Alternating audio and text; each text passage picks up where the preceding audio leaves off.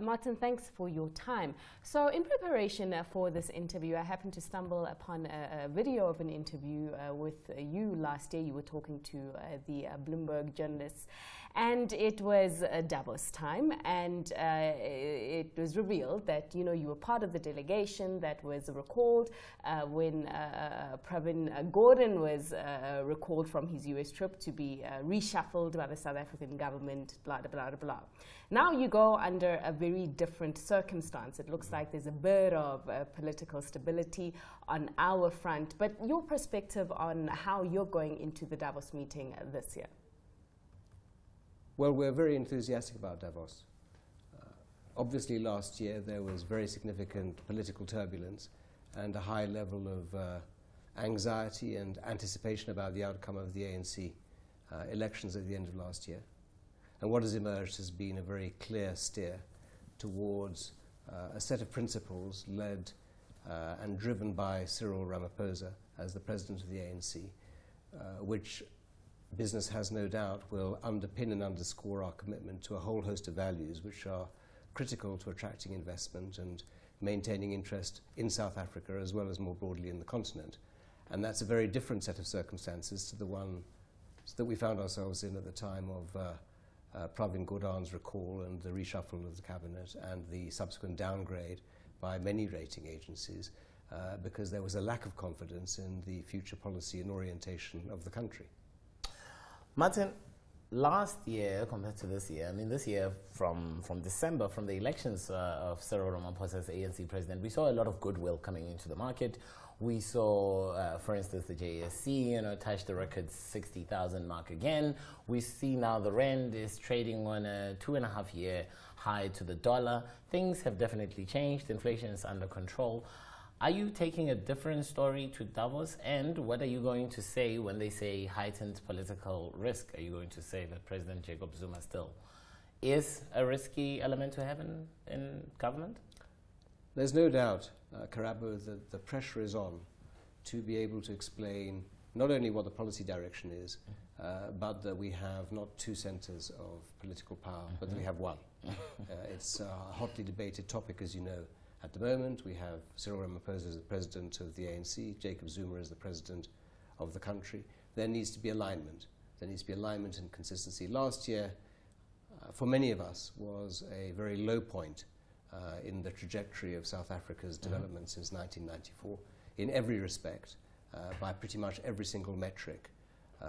I would argue that that gives us a very good starting point for this year, where we know exactly what the challenges are, where we have to get our arms around them. And when I say we, I mean not just government.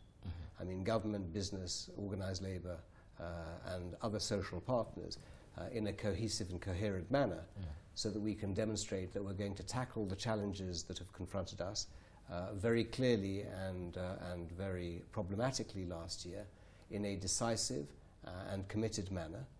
Corruption is obviously at the very top of that agenda, demonstrating both in the public and the private sector that we're going to wrestle corruption to the floor and we're going to deal with it decisively, transparently and comprehensively. That we're going to ensure that South Africa can achieve its economic potential in a way that it has been unable to do thus far. And most importantly, that as a country we can aspire to our objectives of inclusive growth, tackling the scourge of unemployment and poverty and inequality, which frankly we have not been able to deal with as we should have done over the past several years. Let's talk about that corruption because, as you say, very high on the agenda. So no doubt questions, even in private corners, are going to be asked about the Gupta family and the narrative of state capture, Steinhoff and Marcus Jooste. I mean, what do you tell people who are looking into South Africa, wanting to potentially do business, about corruption, which appears to be the currency right now to doing business here? So business and organised business in particular, BUSA, as well as Business Leadership South Africa, many other business formations, have made it clear that corruption cannot be tolerated in any shape, size or form, be it in the private sector or indeed in the public sector. We have had revelations over the past 18 months. Many of us, I suspect, knew that these issues were percolating under the surface. They've now been surfaced, indeed on a daily basis. And we need to demonstrate that we have a culture of zero tolerance, matched with a culture of high integrity that is manifested by our leadership, both in business and in the political establishment. I don't think that anybody is going to give us the benefit of the doubt until we start to move very quickly and very decisively. In fact, this year, we've begun to see the first steps in that regard. There's much more to be done. We're way behind the curve. And I should add that I think for all of us, it's been a matter of great shame and humiliation. Not only that these issues have surfaced in South Africa, I mean, we were on the front pages of global newspapers around the world, that we've been unable to deal with these matters thus far, and that they have, in fact, taken a stranglehold on so many aspects of our economic activity in the public and the private sector. Martin, I wanted to ask you that, as mammoth as it is, that, you know, it's going to be very difficult to convince all those people in Davos that we have really gotten rid of all the impediments that were hindering growth and, you know, stopping South Africa from running a clean government. But what I would like to ask you is, when you look at the situation, especially how Davos will play out, part of South Africa's drag remains the state of SOEs. Eskom still represents, I mean, we heard the minister yesterday saying there's a possibility that when he comes back from Davos, there might not be a country and a currency, largely because of the debt that Eskom has this country exposed to. You're a man who sits on a board now, you sit on the SAA board. That's a public entity. How important is it that we find men and women who are capable and willing to do the job that and ultimately end up on those boards? And are you going to be able to convince all of those people that you, yourself, amongst many, are a good reflection of good governance, that you will hold up those standards? So, Karabo, that's a very high risk that we all take when we step onto those boards, and we must do so without fear or favor. SAA, I think, is a much smaller example, a manifestation of the problems that have beset Eskom.